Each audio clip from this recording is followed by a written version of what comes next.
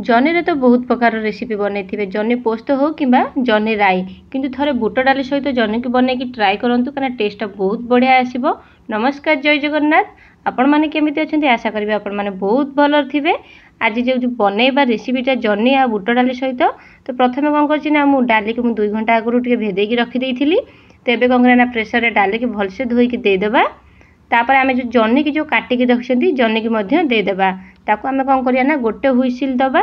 हुइसिलटा मन रखिथे जेतल देबे प्रेशरटा गैस रे बसैबे। गैस रे फ्लेम को पूरा हाई रे रखिबे आ गोटे हुइसिल देबे जेमति हमर डालीटा पूरा गोटा गोटा रहिबो।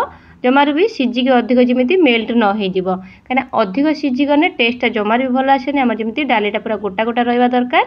एबे हमें कोन करिया ना से जो जन्नी दिहरे स्वाद अनुसार लूण आ हल्दी गुंडा हाफ चम्मच आ अल्प किछि पानी देके हमें प्रेशर को कैप लगे दबा।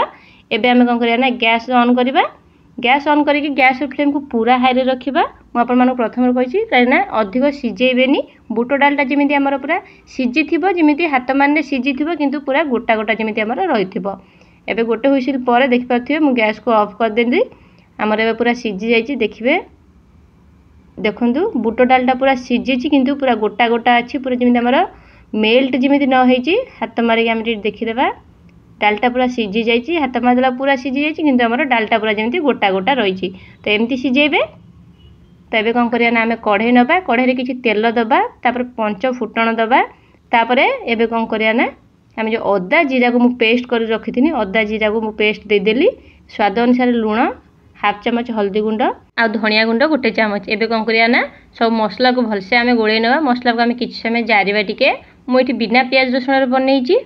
एबे सेते हमें कोन करिया ना कटा ही रहिथा टमाटर दे देबा। मु एठी मीडियम साइज रे 2टी टमाटर नै जदि बड़ साइज रे गोटे टमाटर नै परिबे।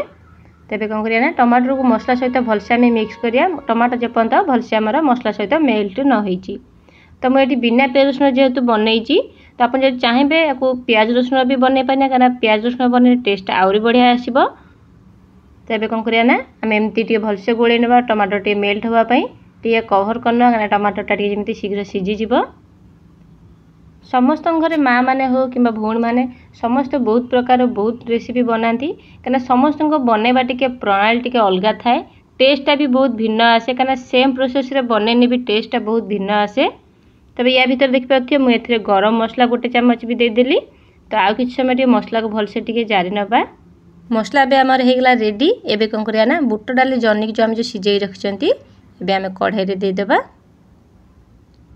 कढ़ई दे सारा पर सब को भलसे हमें गोळै नबा कारण मसला सहित पूरा जेमती हम जो सिझा हेकि रहिथिबा जन्नी बुट डालटा जेमती भलसे मिक्स हे जिवो।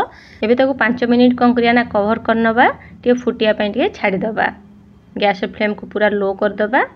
5 मिनिट फुटी सारला परे देखि पाथिबे तरकारी हमर पूरा पूरी रेडी हे गलानी। त हमर बुट डाली जन्नी तरकारी भी पूरा पूरी रेडी हेइची। आजिर रेसिपी आपण मानकु किपर लागला कमेंट माध्यम रे जणेबे निश्चय। एबे कोन करिया ना शेष रे आउरी गोटे जिंस रहि जाइची हमर।